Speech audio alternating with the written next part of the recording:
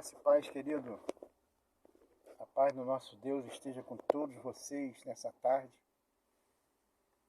Estamos aí hoje, domingo abençoado, um domingo de sol. A temperatura está bastante amena. E nós estamos aqui no Monte da Oração para estarmos aqui meditando, estarmos aqui orando a Deus nesse grande dia. Um abraço para você, todos vocês que estão em casa, vocês que estão juntamente com a sua respectiva família. Um bom domingo para todos vocês. A Bíblia diz que é mais um dia que Deus criou. Por isso, alegremos nele. Louvamos a Deus, agradecemos a Deus pela tudo que Deus tem feito em nossas vidas, nosso meio. Louvamos a Deus pela sua grande misericórdia sobre nós. Um abraço a todos. Pessoal aí da rede social, do Face, do YouTube, Instagram. As pessoas que têm compartilhado nossos vídeos, têm acompanhado aí as orações, o momento da reflexão, a palavra de Deus. Agradecer a todos vocês aí pelo carinho. Estamos aqui, meu irmão, nessa tarde já de domingo, e eu estava aqui um texto sagrado, Ezequiel capítulo 37, meditando nesse versículo, nesse texto sagrado, um texto conhecido de todos nós, né, sobre a visão do Vale de Ossos Secos. E podemos extrair muitas coisas desse texto. Deus quer nos ensinar alguma coisa a respeito da vida espiritual, dos problemas, das lutas, de tudo que às vezes nós enfrentamos, de situações que muitas das vezes nós atravessamos ou passamos e achamos que não vamos sair, achamos que não vamos se ver livre daquele problema. Humanamente falando, existem coisas que são, aos nossos olhos, são humanamente falando, coisa impossível. Mas Deus, Ele é um Deus das causas impossíveis. Assim foi lá dentro da visão, do propósito que Deus tinha para o seu povo. Ezequiel, Deus levanta ele, era um sacerdote. E ali então, no momento que Deus deu uma visão e chamou ele para um ministério profético, era um momento difícil. Ezequiel estava na Babilônia, o povo, os judeus, estavam no cativeiro babilônico, durante 70 anos ficaram no cativeiro, e era um momento de muita tristeza, um momento de muito declínio espiritual. O povo havia se afastado de Deus. Deus então permitiu que Nabucodonosor invadiu Jerusalém e ali levou as pessoas, aquele povo, para o cativeiro babilônico. E ali o povo estava sem esperança, o povo estava espiritualmente falando, o povo estava sem vida espiritual. E eles chegaram a dizer que agora chegou o fim, não tinha mais jeito, estavam tristes, não havia mais esperança no coração deles. Eles pensavam que nunca iria sair daquele cativeiro. E agora Deus, na sua grande misericórdia, Deus pega Ezequiel e leva Ezequiel em espírito a um vale de ossos secos. A Bíblia diz que Ezequiel começa a andar sobre o vale. E essa visão, o propósito de Deus em levar Ezequiel para esse vale, o propósito de Deus era mostrar, era uma visão simbólica. O propósito de Deus era mostrar a Ezequiel a vida espiritual do povo, como que eles estavam espiritualmente. Esse era o propósito. Segundo o propósito de Deus mostrar a Ezequiel essa visão era que Deus queria restaurar. Deus iria fazer o impossível, um milagre. Ia restaurar a vida espiritual. Não é que Deus ia ressuscitar os mortos, mas ali estava falando de uma vida espiritual. Espiritualmente falando, Deus iria restaurar, queria restaurar. Então Deus mostra a Ezequiel uma visão. Ezequiel entra num vale, num cemitério.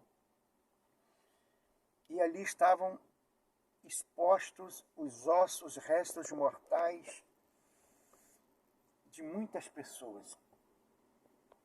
Ezequiel vai andando sobre o vale. Ezequiel não está entendendo ainda o que estava acontecendo. Mas em espírito, Deus vai mostrando a Ezequiel a condição espiritual, a situação espiritual, aquele vale de ossos secos. E a Bíblia diz que estavam sequíssimos, significando era algo muito antigo. Eles estavam mortos há muitos anos, há muito tempo. Estavam sem vida aqueles ossos há muito tempo. Sequíssimo, uma condição espiritual, realmente, humanamente falando, impossível. Não tinha como aqueles ossos reviver, não tinha como aquelas pessoas que estavam ali naquele vale pudessem ter vida novamente. Então Deus mostrou a situação do povo. E Ezequiel vai contemplando, vai vendo aquela visão caótica, deplorável. E ali, num determinado momento, Deus vai e pergunta para Ezequiel: Ezequiel, poderão reviver esses ossos? Ezequiel, você acha que esses ossos poderão ter vida de novo? O que você acha, Ezequiel? E Ezequiel responde para Deus. Até mesmo uma resposta inteligente. Porque se fosse uma pessoa incrédula, uma pessoa que não tivesse uma crença em Deus, uma fé, aquela pessoa ia dizer assim: Senhor, não tem como mais. Como que vai reviver isso? Como que isso poderá ter vida? Ela só está sequíssima. Como que isso já acabou? Só tem osso. Não tem mais carne, não tem nervo, não tem mais nada. Mas Ezequiel, sabiamente, ele dá uma resposta para Deus. Senhor, tu o sabes. Ou seja, se tu quiser, tu pode fazer. Se tu quiser restaurar, tu pode, porque tu é o dom da vida, tu é o Deus de milagre. Ezequiel responde sabiamente. Talvez, né, irmão? Se fosse algum de nós, às vezes, olha, tem tantas pessoas que às vezes não acredita, não perdeu a esperança, perdeu a fé em tudo, em todos, na Bíblia, em Deus. Às vezes, diante de um problema impossível, falando, humanamente falando, aquela luta, as pessoas já estão desanimadas, já estão acreditando em mais nada. Tem pessoas que às vezes falam assim: olha, eu já não acredito em mais nada, eu já nem sei mais o que fazer. Não é isso? Olhando para si mesmo, para os seus problemas. Mas Ezequiel disse: tu sabe, é contigo. Entendeu? Se tu quiser, tu pode responder, tu pode mudar, tu pode fazer o milagre. Então, diante daquela resposta, Deus falou assim: Ezequiel, profetiza então agora. Profetiza sobre esse vale. E diga para o vale que você ouviu a minha voz, a minha palavra. Profetiza sobre esses ossos. Ali é interessante, irmão, que profetizar ali era dizer o que Deus falou.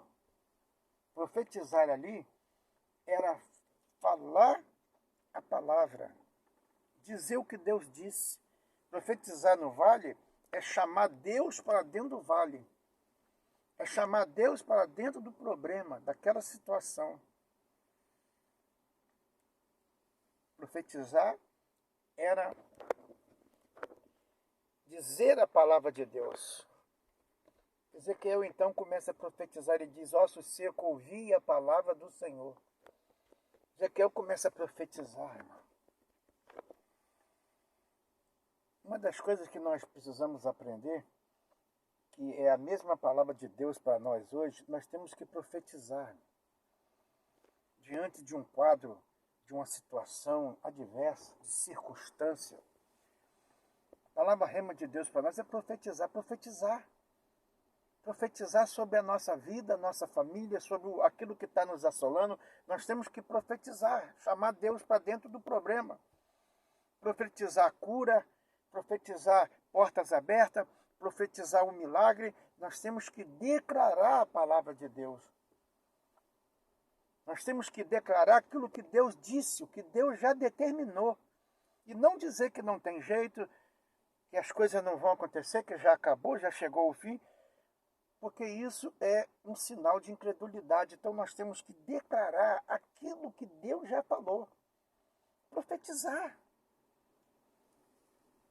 Sobre qualquer tipo de situação que, humanamente falando, não tem mais jeito. Ezequiel começou a profetizar. Agora, interessante, quando ele começa a profetizar, irmão, a Bíblia diz que começou a haver um ruído. O Espírito de Deus, ele entrou naqueles ossos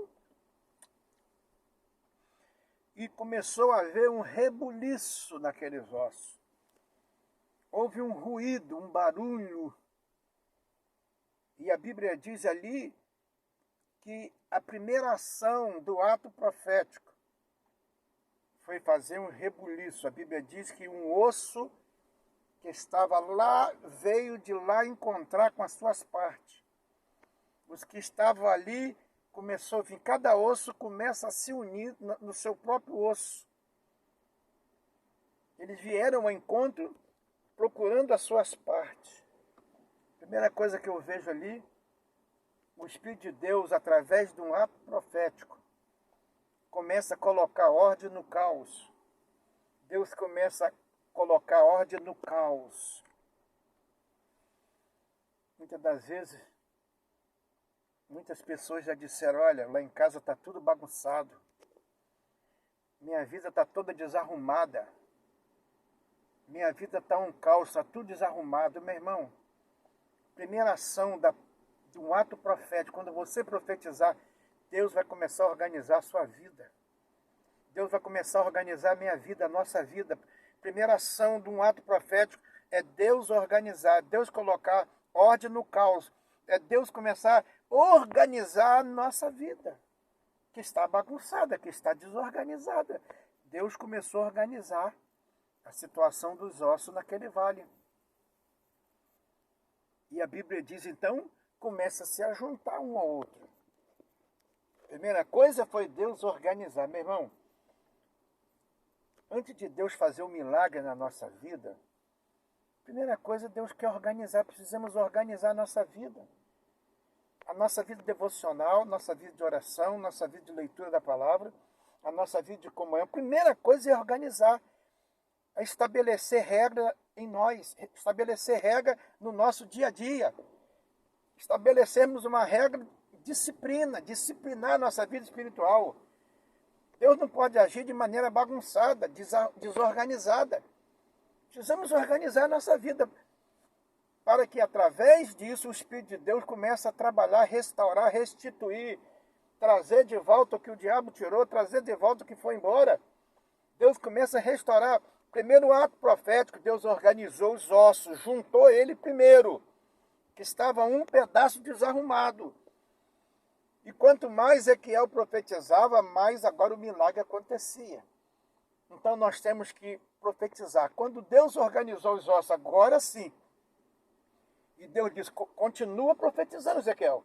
E Ezequiel continuou profetizando. Na medida que ele continuou profetizando, agora os ossos já estavam organizados. O Espírito de Deus agora veio e começa a colocar. Veio agora a carne. Começa agora a carne nascer nos ossos. Volta a carne. Na medida que ele ficava profetizando, agora veio o nervo. Volta os tendões, veio a pele. E começou a se formar novamente o corpo de uma pessoa naquele vale. A palavra profética, ela agora começa a gerar um milagre. Deus mostrando